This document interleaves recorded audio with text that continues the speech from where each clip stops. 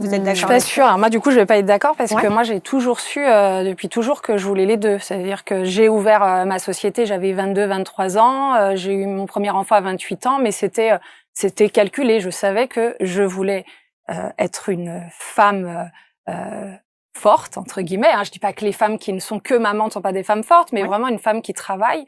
Oui, et indépendante, libre et avoir des enfants. Mais ça, je le savais depuis. Mais c'est comme ça, toujours. moi, je me suis fait roubler. Ça vient naturellement, moi, je trouve. Enfin, je sais pas pour vous. Moi, je me suis pas trop posé de questions. Ça vient naturellement. L'envie de travailler, l'envie d'élever ses enfants. Et vous avez été maman à quel âge, du coup? Alors, moi, 28 et 32. D'accord. Et toi? Et voilà. Et je rebondis sur ce que tu disais tout à l'heure. En fait, ce qui est important de tout ce qu'on va se dire aujourd'hui, je pense, c'est pas est-ce que on peut être maman et entrepreneur en même temps. C'est surtout est-ce qu'on peut être heureux quel que soit le choix que l'on fait. Que être maman, que être entrepreneur, être les deux parce que c'est notre équilibre ou pas. Moi, en l'occurrence, et vous aussi, j'imagine, sinon vous ne seriez pas là. Mon équilibre, c'est d'être et entrepreneur et maman. Et c'est comme ça que ça marche pour moi. Mais voilà, toutes les mamans qui ne sont que mamans, si elles sont bien comme ça, faut surtout continuer. Si elles sont pas bien comme ça, faut peut-être se poser des questions. Qui es-tu, ma chère Sandra? Qui suis-je? Tu rebondis bien, je trouve que tu interagis super bien avec tous les sujets et ça me fait super plaisir. Mais on a envie de te découvrir. Bon, sur ABC, on te connaît. Normalement, on me connaît un petit peu sur ABC. Alors, je commence par ça ou tu le dis, Alice? Bon, Sandra, c'est c'est ma consoeur sur ABC qui a l'émission Et si on papotait, dans laquelle j'ai déjà été invitée. Et du coup, en fait, on se fait des petites invitations.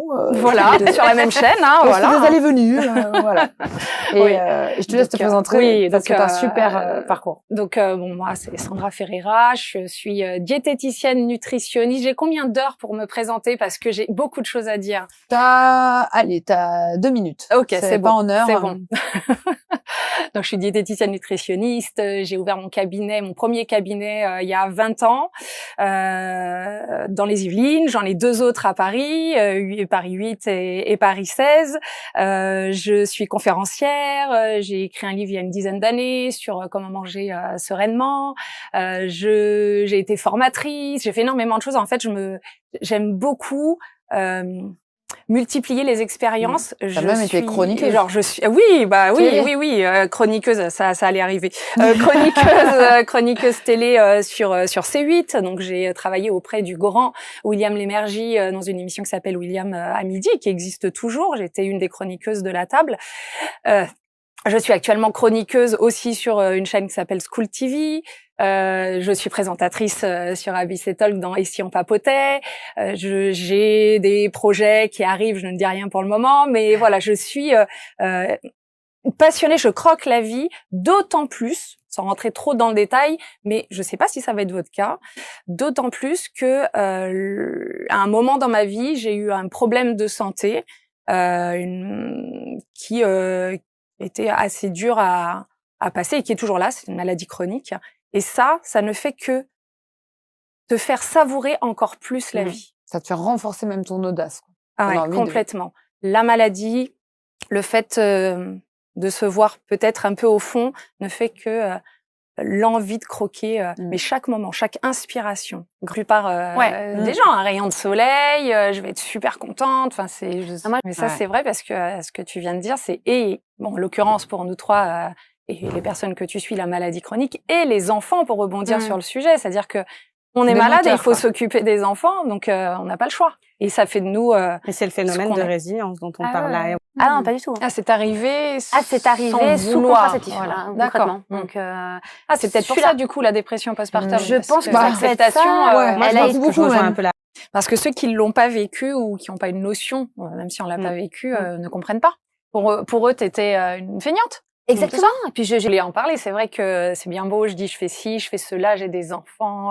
Mais heureusement qu'il y a mon conjoint derrière qui m'a toujours soutenue. Frein au moteur. Qui m'a soutenue pour la création de mon cabinet, qui me soutient partout, qui est là juste derrière, là pendant le tournage, qui est avec moi, qui m'accompagne parfois pas. Voilà, qui croit en mes projets et ça c'est super. Voilà, S'il n'y a pas le conjoint derrière, ça doit être un peu plus difficile. Rare, hein. Mais je pense que c'est pas infaisable sans le conjoint. Je voudrais pas qu'on se dise, voilà, merci.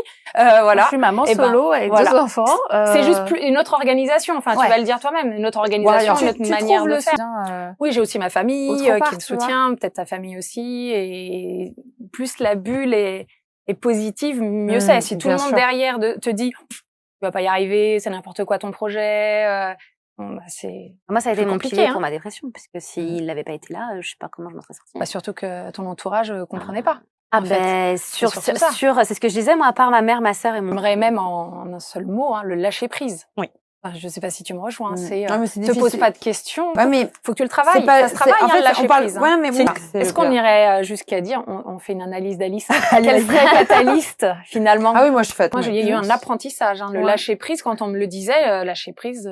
C'est dur, tu peux l'avoir à un moment, puis plus l'avoir. C'est un travail. J'ai pas encore eu le plus l'avoir, mais effectivement, ça demande un travail. Moi, c'est passé par sophrologie, respiration, la pleine conscience du moment. Mais j'avais un énorme blocage, Alice. C'est parce que c'est parce que je mentalisais. J'étais pendant ma séance au début, je disais mais je suis en train de perdre mon temps. Qu'est-ce que je fais là? Alors que c'est vraiment un apprentissage. Penser à moi, c'est pareil. Ça perd de temps. Ah non, avec des enfants. Je pense qu'on n'est jamais à 100%. Non, mais comment tu le vivais en tant qu'enfant de voir ta maman qui fait sa life, comme tu dis?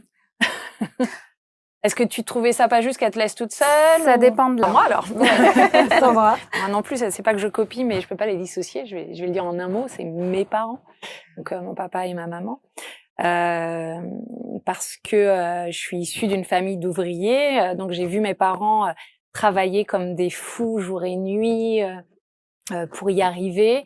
Ils m'ont donné le goût d'envie de se surpasser, d'envie d'aller plus loin, et je pense que ça a beaucoup aidé dans mes envies de tous les jours, d'autant plus que ma maman a une maladie chronique et que c'est la femme la plus rayonnante du monde. Mais ça, on le sait très bien parce que depuis tout à l'heure, on dit des choses quand même tristes par moment, et vous remarquerez que les femmes, les gens qui vivent le plus de choses malheureuses sont des personnes qui sourient beaucoup.